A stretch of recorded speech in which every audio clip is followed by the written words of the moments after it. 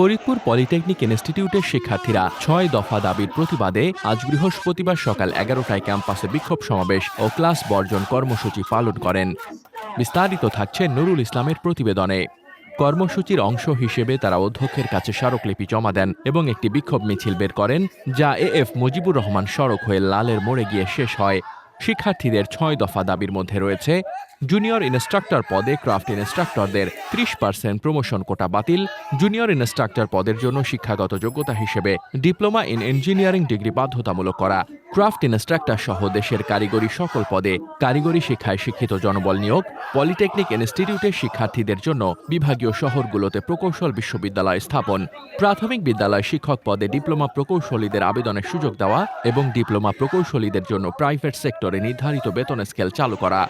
বিক্ষোভে অংশ নেওয়া শিক্ষার্থীরা জানান, ক্রাফট ইনস্ট্রাক্টর পদে অবৈধ রিটের প্রতিবাদ এবং ন্যায্য দাবি আদায়ে দেশের সব পলিটেকনিক ইনস্টিটিউটের শিক্ষার্থীরা ঐক্যবদ্ধ হয়েছে। দাবি পূরণ না হওয়া পর্যন্ত একাডেমিক কার্যক্রম স্থগিত থাকবে এবং আন্দোলন অব্যাহত থাকবে। আপনার স্বপ্নের যাত্রা হোক ফ্লাই ইনফিনিটির সাথে। দাবি জুনিয়র ইনস্ট্রাক্টর পদে অবিলম্বে ক্রাফট ইনস্ট্রাক্টরদেরকে ৩০% প্রমোশন কোটা বাতিল করতে হবে। ২ নম্বর, জুনিয়র ইনস্ট্রাক্টর টেক পদের শিক্ষাগত যোগ্যতা বাধ্যতামূলক ডিপ্লোমা প্রকৌশল ডিগ্রি থাকতে হবে। ৩ নম্বর, ক্রাফট ইনস্ট্রাক্টর সহ দেশের কারিগরি সকল পদের কারিগরি শিক্ষার শিক্ষিত জনবল নিয়োগ করতে হবে।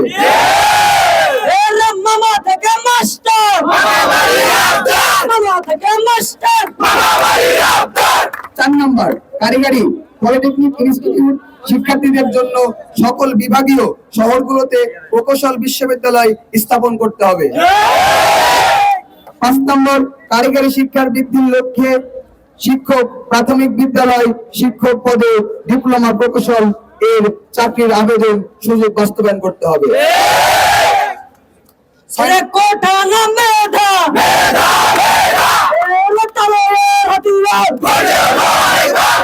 ৬ নম্বর, ডিপ্লোমা প্রকৌশলীদের জন্য প্রাইভেট সেক্টরে বেতন স্কেল নির্ধারণ করতে হবে। কারণ আমাদের ১০তম গ্রেডটাই কিন্তু প্রাইভেট সেক্টরে ঠিক ১০তম গ্রেডের বেতন বা মূল্যায়ন পায় না। শিক্ষার মান আরো উন্নয়ন করতে হবে, এই আমাদের ৬ দফা দাবি। ফরিদপুর পলিটেকনিক ইনস্টিটিউটের শিক্ষার্থীবৃন্দ, ক্রাফট ইনস্ট্রাক্টরদের অবৈধ রিট বাংলাদেশের সকল পলিটেকনিক ইনস্টিটিউটের দাবি সমূহ না মানা পর্যন্ত সকল একাডেমিক কার্যক্রম এবং আন্দোলন চলমান থাকবে। সেই সাথে ফরিদপুর পলিটেকনিক ইনস্টিটিউট আন্দোলন চলমান থাকবে। কেউ আমরা ইনস্টিটিউট ত্যাগ করব না, আমরা আন্দোলন চালিয়ে যাব।